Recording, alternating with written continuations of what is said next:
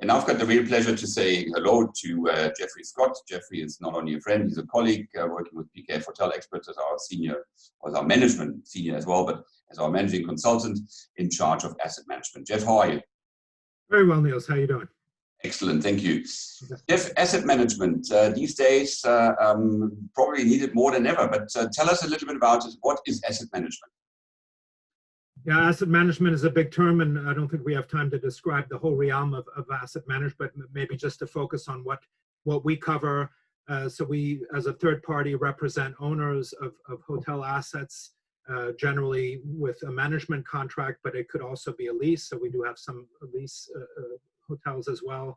And we basically represent the owner in overseeing their asset. That means also overseeing the operator, not getting into the nitty gritty of the management, but basically working with the hotel management and overseeing, again, the owner's interest to help optimize the operation and in the end, the value of the hotel. And it really depends on the goals of the client. It could be that we're also involved in an exit strategy or maybe possibly rebranding. So there's various elements that we can also draw upon within our group. So even if we don't have the expertise in our asset management team, we obviously have greater expertise in our group that we can also pull upon.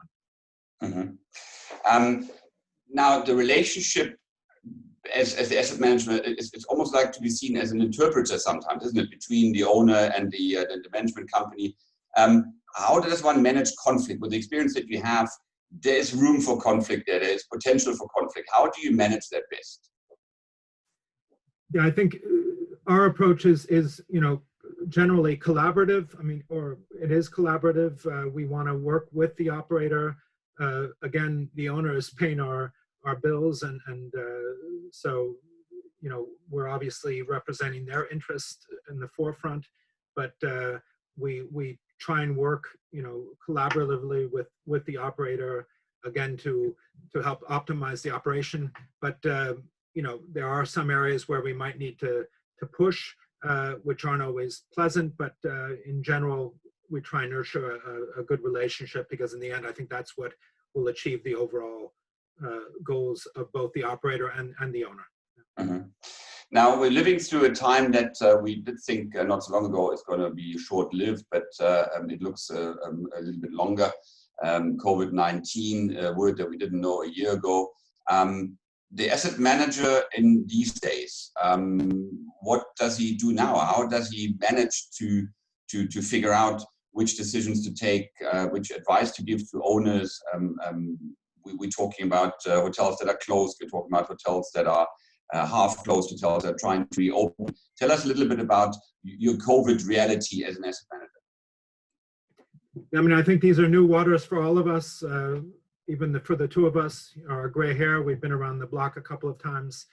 So I think it's quite interesting, because it is, new waters for us, for the operator, for the owner, et cetera. So it's, it poses its challenges, but also its opportunities. Yeah, as you mentioned, I mean, we've gone through since March, various phases. We had a couple of hotels that are more resort hotels where we really had to contemplate, will they open at all this year? The one hotel we went back and forth, and it took a couple of months of analysis to make that final decision. What is the best decision? We ended up opening, and it was the right decision. At least that's what it looks like at the moment, certainly in terms of the figures in the strong months. Again, in this kind of case, we have to relook at reclosing the hotel, because that probably will be the case, which in this example, the hotel is historically, and we've had this assignment for over 10 years, we've kept the hotel open year round, although it is more in a resort destination. So these are some of the challenges, reopening, reclosing. For other hotels, we also have lease hotels where we're still negotiating, basically a waiver of rent. We still are not moving in the direction of completely reducing the rent obligation.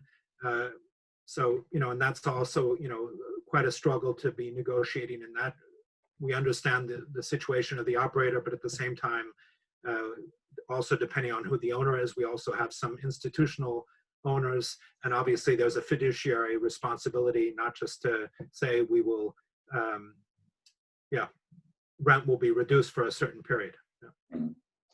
Now, we're hearing, or those that are opening up, or those that were semi-closing, we're talking about right-sizing, we're talking about increased efficiency. Does that mean we weren't efficient before?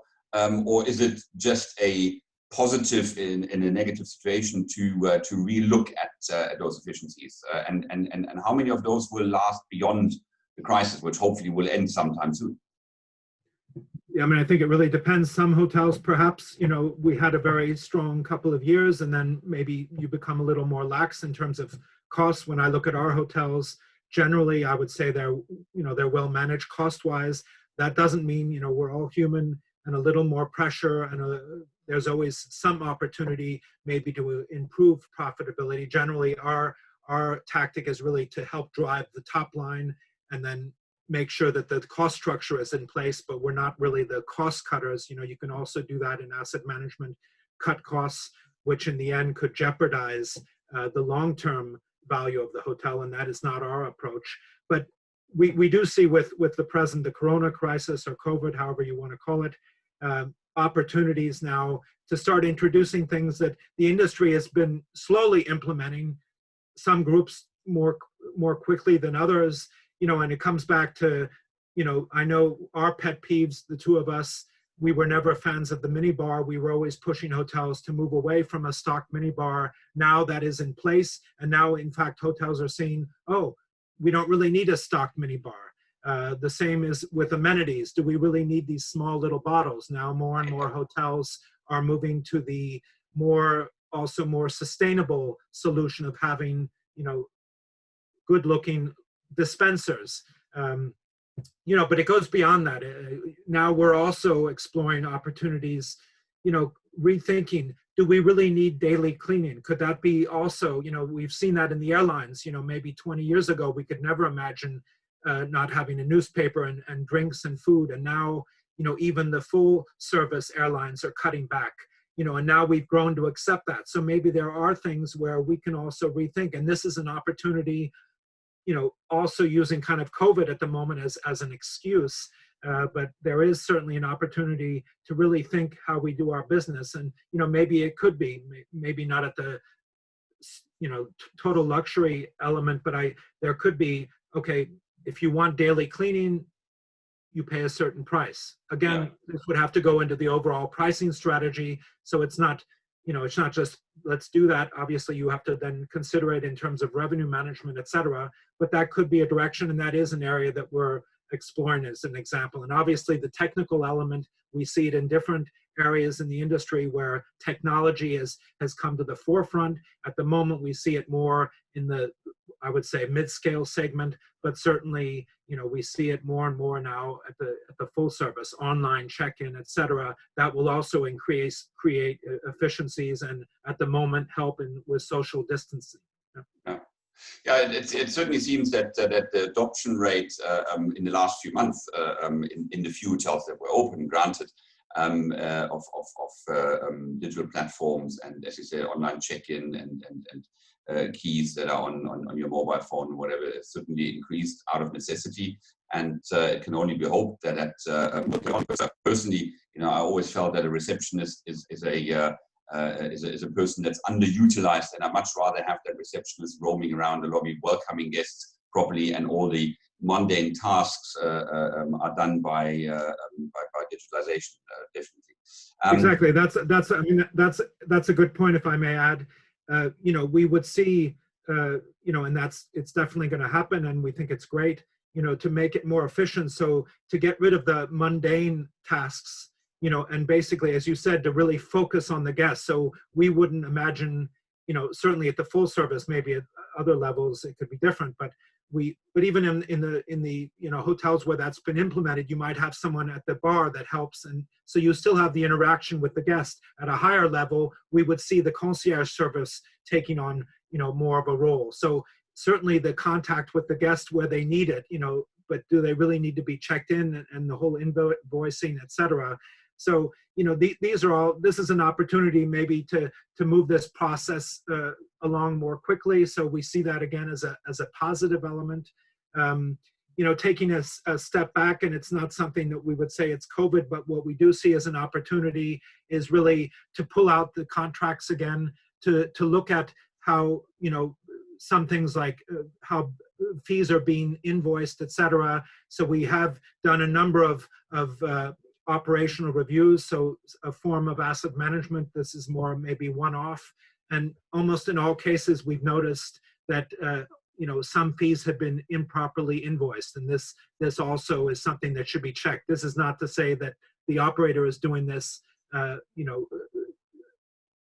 their, it's not something that they're doing obviously, but it's something to check, because again, mistakes can happen. So we do see this as an opportunity to start looking at your contracts, your fees, et cetera, look at the invoices that are being sent, et cetera. So that could be an opportunity as well as a takeaway from our talk. So it's to be seen as an independent, a fresh look, an independent look, of course, leaning or working for the owner business, but making sure that the communication between the two of them works very well. Jeff, unfortunately, we're running out of time. Thank you so much for your time. Really appreciate it. I send kind regards from a sunny, wintry South Africa to Germany. All the very best, and I look forward to seeing you very soon in real life. Jeffrey Scott, thank you so much. Thanks, Nils. Thank you, Nils. Bye-bye. How was that?